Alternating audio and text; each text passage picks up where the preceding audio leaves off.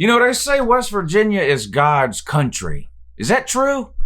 You know, I don't know. You got to keep in mind, they also said that my YouTube channel would never last. They were obviously wrong about that. Maybe they're wrong about the God's country thing, too. One thing I know for sure, God definitely not a West Virginia college football fan, at least not last year.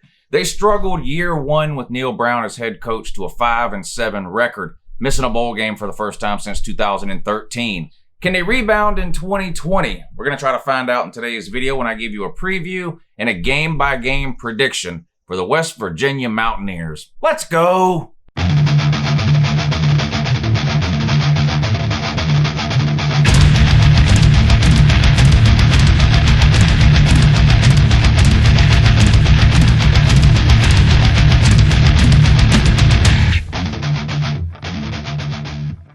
Hey, good morning, it's Uncle Lou here. Yeah, that's right, it's me, Uncle Lou, and I'm live for you on YouTube today. Thanks for watching, I really appreciate it also. And in addition to that as well, subscribe to this channel if you're not already. I post college football videos almost every single day of the year. Sometimes they're even watchable. You can let me know about this one at the end. Watchable or not watchable? Let me know. Shout out to Waikiki from the comment section. Most of you guys know Waikiki, especially if you watch the live streams. He's been around for a long, long time. Waikiki, this video is for you, sir. Thank you for supporting the Uncle Lou channel over on the Patreon page. It means the world to me. You wanted to see a preview of your West Virginia Mountaineers, and by God, that's what I'm going to give you. If you would like to support what I'm trying to do here on YouTube, click the link down below that says support the channel. That'll take you over to the Patreon page. You can get yourself signed up. Let me know what team it is you want to see me preview for the 2020 season. All right, we're coming up on the end of July here. Only about 4 more weeks till the start of college football, but the news coming out yesterday that any team that wants to can move their season up to August 29th. We'll see how many teams take advantage of that. But I've done a ton of these preview and prediction videos already, and I'm going to continue to do them up until the start of the season. I'll put a link up here somewhere with a playlist that'll take you to the entire list of teams that I've done so far. All right, here we go, Waikiki. Your West Virginia Mountaineers 2020 preview and game-by-game prediction. Before we get to this year's schedule and predictions, let's recap last year just briefly for those of you that may not know. Like I mentioned at the top, Neal Brown's first year, he comes over from Troy, had some success there, lower classification school, not a Power 5 team. Inherited a West Virginia team that really had lost almost all the talent it had the season before. Really a rebuilding job in year one for Neal Brown. How'd he do? 5-7, like I mentioned. Did he have any good wins? TCU and Kansas State were probably his best 2 wins. You know, you lost on the road at Mizzou, lost at home to Texas, you lost at Oklahoma, lost at Baylor, Texas Tech, Oklahoma State. Not a very good season for West Virginia. 5-7, missing a bowl game for the first time since 2013. Like I mentioned, cup half full, trying to find a silver lining, that kind of thing. I do think West Virginia looked better towards the end of the year than they did at the beginning of the year. And really, that's what you want to see every single year from a football team, but particularly one that's starting a lot of first-time starters and a brand new coaching staff.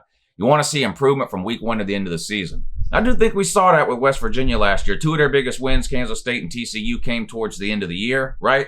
So we'll see. Year 2 at Troy was a big year for Neal Brown. He won 10 games that year. Going to be a struggle for West Virginia to get 10 wins year 2 under Neal Brown, I think, in a Power 5 conference, but we'll find out more about that in a minute. Let's look at West Virginia's recruiting. What kind of talent are they working with? I like to do this with every team. I take a look at the last 4 years worth of recruiting classes to try to get a gauge of the overall talent available on the team. Is it 100% accurate? No, because you got transfers in and out. You got injured players that don't play. Players get kicked off the team. You got 5th or 6th year seniors that were recruited before any of these years. But generally speaking, it gives you an overall idea of what type of talent a team has. So we'll start with the most recent class, 2020. West Virginia finished with the 37th class in America, which was good for 4th in the Big 12. And let me compare that to something real quick. There's a point I kind of harp on about how hard it is to recruit in the SEC, right? West Virginia was 4th in the Big 12, 37th in America, all right? Texas A&M was 4th in the SEC, 6th in America. So 6th in America, that's a great class, but only good for 4th in the SEC. In the Big 12, West Virginia finished 37th nationally, 4th in the Big 12. So you can see sort of the difference overall in recruiting when you look at the Big 12 versus the SEC. It's just recruiting is a bloodbath in the SEC. It's a pretty good class for West Virginia, 37, 4th in the Big 12. Prior to that, 2019, 48th. Not very good there. 7th in the Big 12. 35th in 18, that was 6th in the Big 12. and 57th all the way back in 2017, good for 8th in the Big 12. So mixed results recruiting-wise. Overall talent, they're middle of the road in the Big 12, really. 4th, 7th, 6th, and 8th in a conference that has 10 teams. They're, on average, about the 6th best recruiting class year in and year out. All right, let's take a look at their offense, see what they did last year. Who'd they lose? Who's coming back? Will it be better than what we saw last year? Let's find out. Well, at quarterback last year, they played Oklahoma transfer Austin Kendall. He got to start week 1, played most of the season until week 9. He was really struggling, very inconsistent. They took him out, and they gave the start to Jarrett. I'm going to call this guy Doug. I don't know his name, D-O-E-G-E, whatever that is. I don't know. Again, I don't name these players, so it's just my job to pronounce their names wrong, and I'm doing a pretty good job of doing my job. So Austin Kendall, very inconsistent last year. Completed 61% of his passes. That's not terrible. Only 1,989 yards, though, 12 touchdowns, 10 interceptions. Not a very good TD to INT ratio. They bring, I'm going to call him Jarrett. Jarrett Doug. They bring Jarrett in to start the last 3 games of the season. He went for 818 yards, 7 touchdowns, and 3 interceptions. That's caused a little bit of a quarterback battle to take place this offseason leading up to the 2020 season. Of course, we had no spring or real offseason programs because of the coronavirus, so this quarterback battle is still wide open. It could literally be either one of these 2 guys to get the start. I'm going to put my money on Jarrett. I think he looked better in the 3 games he played at the end of last year than Austin Kendall did in the first 8 or 9 games that he played, but it really is a toss-up at this point. We'll see what Neal Brown decides to do, but a true quarterback battle here going on in Morgantown. Put me down, Team Jarrett. Running backs, pitiful last year. West Virginia's running game was absolutely abysmal. Listen to some of these numbers. Only 73 rush yards per game. That is awful. Even in the Big 12, a league that's known for, good quarterback play and slinging the ball around. Even in the Big 12, 73 yards rushing a game is absolutely horrific. There's just no excuse for that. That was 128th in America out of 130 teams. If you don't improve your running game, 5-7 is going to be a permanent record. You've got to get better at running the ball. Now, not all of it was the running back's fault. West Virginia had a really, really bad offensive line last year, too. Let's look at the running backs first, though. Good news, you get your leading rusher back, Letty Brown. He returns.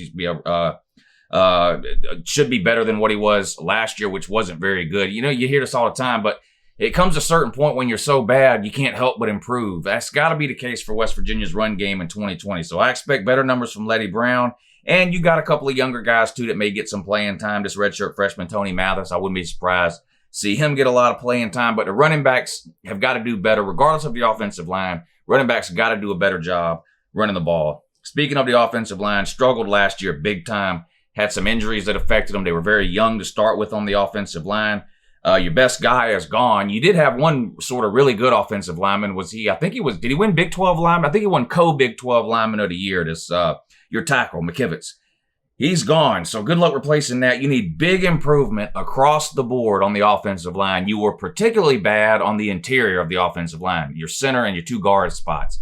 You got to play a lot better. I know we don't think of the Big 12 as having elite defenses, but even the average defenses in the Big 12 were eating West Virginia's offensive line alive last year. You got to do better on the offensive line. That will help you in every aspect of your offense. It'll give the quarterback more time to throw the ball and clearly open up bigger holes for your running backs to run the ball. Offensive line, probably the one area.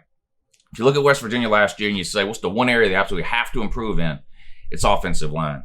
We'll see if it happens in 2020. Wide receivers, probably your most talented position group on offense. You got several key guys back here. You got Sam James, I think his name is, 69 catches, 677 yards, a couple of touchdowns last year. You get TJ Simmons back, who averaged 13 yards per catch.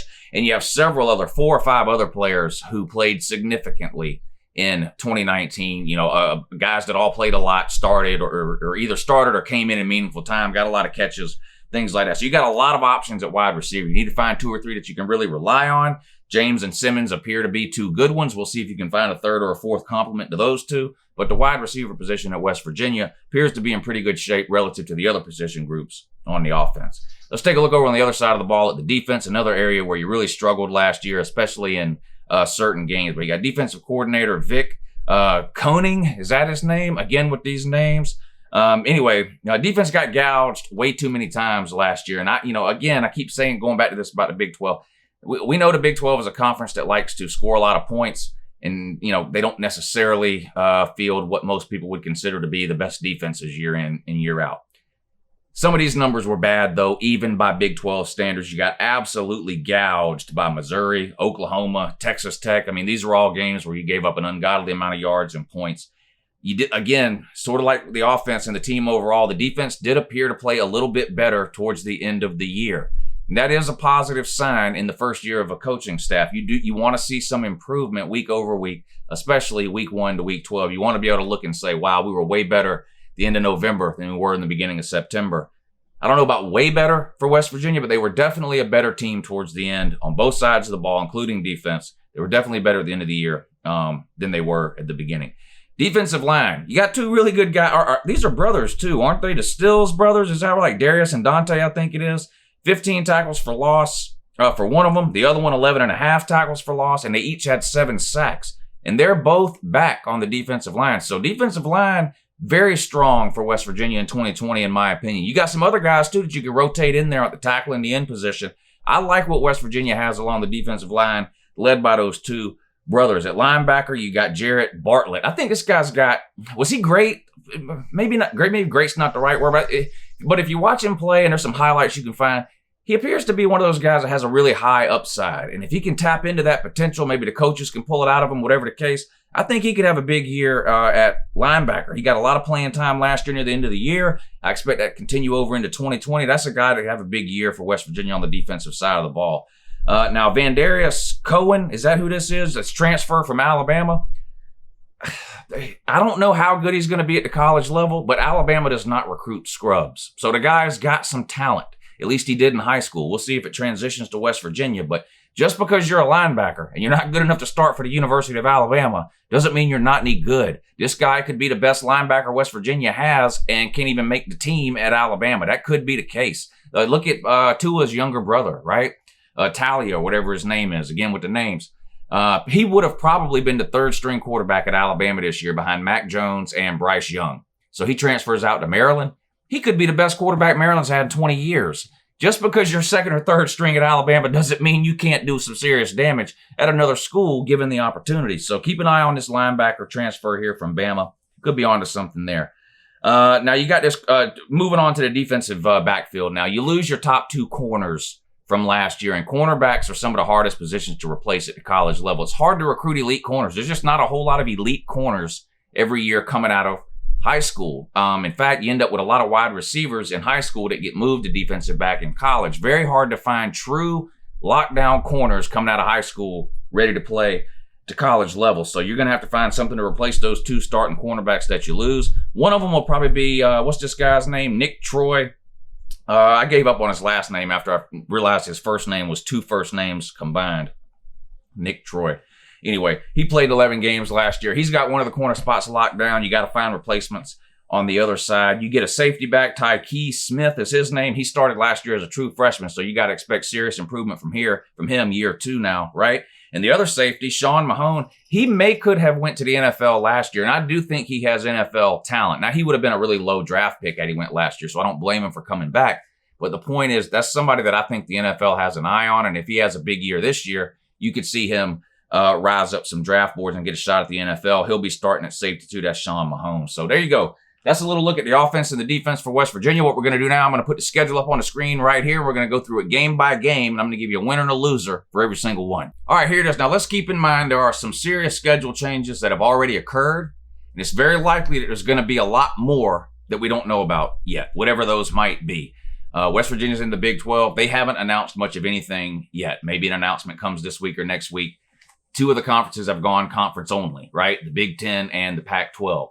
So if you have any Big 10 or Pac-12 teams on your schedule, those games are not being played. They've been canceled, right? We don't know what the Big 12 is going to do yet. So when I do these preview videos, in this case, West Virginia, I make the preview based on the information I have right now. So I'm going to give you a winner and a loser for every game on West Virginia's schedule that doesn't involve a team that has said they're not playing. So Pac-10 or Pac-12, Big 10, I think you get the idea. So up first, Florida State at a neutral site in Atlanta. Now, this is a game that may or may not be played. We don't know yet. There's talks or rumors that the ACC and the SEC may be getting together on a conference plus 1 model. If that happens, this game would be canceled. But as of now, this game is still scheduled to be played. FSU, West Virginia. FSU, first year new coaching staff down there. West Virginia, second year of a coaching staff. The advantage there goes to West Virginia in my mind, right? Year 2, better than year 1. Talent-wise, as bad as Florida State has been over the last couple of years, and they've been bad, they've got more talent than West Virginia top to bottom. Now, they've got serious issues at key positions like offensive line and quarterback mainly, that until they get resolved, they're going to have a hard time beating any legitimate teams, regardless of how talented they are at the other positions. I think this will be a good game if it's played. Now, I've already done a Florida State version of this video, preview video. So if you've seen that video, you know which way I'm going here. And I'm going to have to admit, I flip-flopped on this game. I think this is truly a coin flip game. Like I mentioned, I think West Virginia has the coaching advantage because they're in year 2 of their new system, whereas Florida State is implementing totally new head coach, coordinators, the whole deal. And we had no offseason for them to implement those changes. That clearly is an advantage for West Virginia. I can't get over I know West Virginia fans aren't completely satisfied with their quarterback situation, Kendall or Jarrett. It's miles better than Florida State's quarterback situation. I can tell you that without question. I have West Virginia winning that game if it's played. I picked you to win. I think it'll be a good game, a close game. Would I be surprised if Florida State found a way to win? No. But like I said, I already did the Florida State version. I picked Florida State to lose. I can't change my mind now. Congratulations, Mountaineers. You start things off with a win in Atlanta over Florida State. Now we move on to week 2. That's Eastern Kentucky at home. Win if that game is played. And as of now, it'll be played. We'll see what happens in the next couple of weeks with any schedule changes that come around. But did you struggle last year? Yes. Should you be losing year 2 to Eastern Kentucky? No. I would give you a win there. Then you would play Maryland. That would be a non-conference game. That game has been canceled. Maryland's in the Big Ten. The Big Ten has already made the decision not to play any non-con games in 2020. So that game is off the table.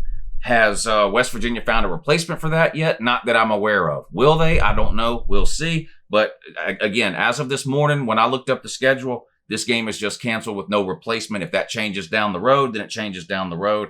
That would be another close game, in my opinion. Maryland, I'm pretty high on Maryland compared to their expectations. I think they're probably a 7 or 8 win team this year. If you played Maryland, it would be a good game, but I'm not going to spend any time on it since that game is officially canceled. Then you start your Big 12 schedule at home against Kansas State.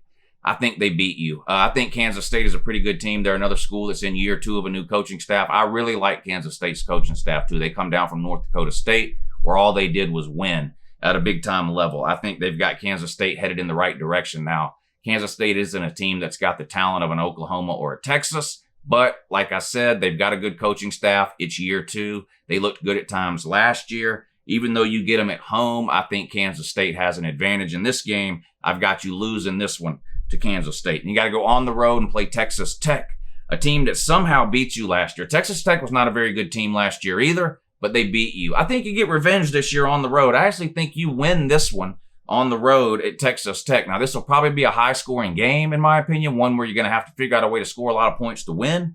I think you get it done, though. I think you get a win on the road against Texas Tech. You come back home and play TCU. TCU is another team that is a little interesting this year. They got that running back, Zach Evans, 5-star, that didn't commit until basically the end of spring, right? Had some behavioral issues his senior year in high school that maybe cost him a spot at some bigger name schools. He lands at TCU. Dude's got all the talent in the world, though. He'll definitely be playing. They've got some other talent at quarterback. They've got a talented team, TCU does. I think they beat you at home. I think you lose to Gary Patterson and TCU. Then you got to go on the road and play Texas. Another loss. I think Texas, the whole this Texas back thing. Well, back to what?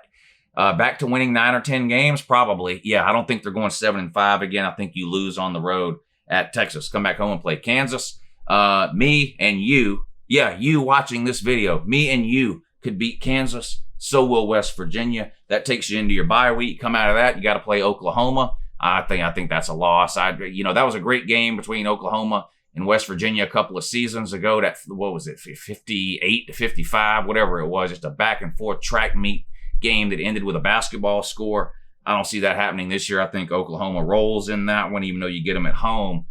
Just too much offense from Oklahoma for West Virginia to be able to keep up. I have you losing to the Sooners. On the road and play Oklahoma State. Oklahoma State is one of my sleeper teams for 2020.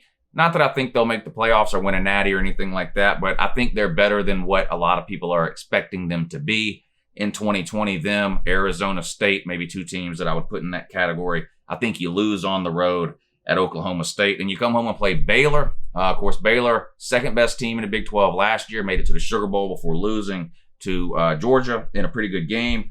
I think you beat Baylor. I think they lost some pieces this year. They lost their coaching staff to the NFL. I have a feeling you get over on Baylor and get the win against them at home. And then you finish things up on the road at Iowa State. Loss. I think Iowa State beats you. They're another team with a really good coaching staff. They recruit here and they play here. They play better than their talent week in and week out. They almost beat Oklahoma last year, didn't it? It come down to a 2-point conversion, or maybe they did beat Oklahoma. Were they the ones that did beat? Anyway, the point is they've had some. They're playing ahead of their skis lately. Matt Campbell doing a really good job out there, head coach of Iowa State. I think they catch you. Another disappointing year for West Virginia, I think. I don't think this is an indictment of Neal Brown or the coaching staff. I still think Neal Brown is a good head coach with the potential to do some good things at West Virginia. If you took an honest look at West Virginia when Neal Brown showed up there a year and a half ago, there wasn't a whole lot to work with. There just wasn't. I remember saying a bunch of times last year, this isn't a problem that can be fixed in 1 year. This is a talent issue now at West Virginia, and you need multiple recruiting classes to get Neal Brown where he wants West Virginia to be. Unfortunately, I don't think you'll reach that destination in 2020. We'll see how this year's recruiting class wraps up for West Virginia and what that might mean for next year when we do this video a year from now. But for now, rough times, I think, in 2020 for West Virginia. I don't hate West Virginia. Some of my in-laws are from there. My father-in-law was born there. I've got no hate for West Virginia. I wish them luck this year, but unfortunately, I think it's going to be a disappointing season. All right, let me know down below where you disagree. Which games did I get wrong? I love it when you guys point that out. Appreciate you watching. Give this video a thumbs up, share it with your friends, and I'll see you again real soon. Have a good morning.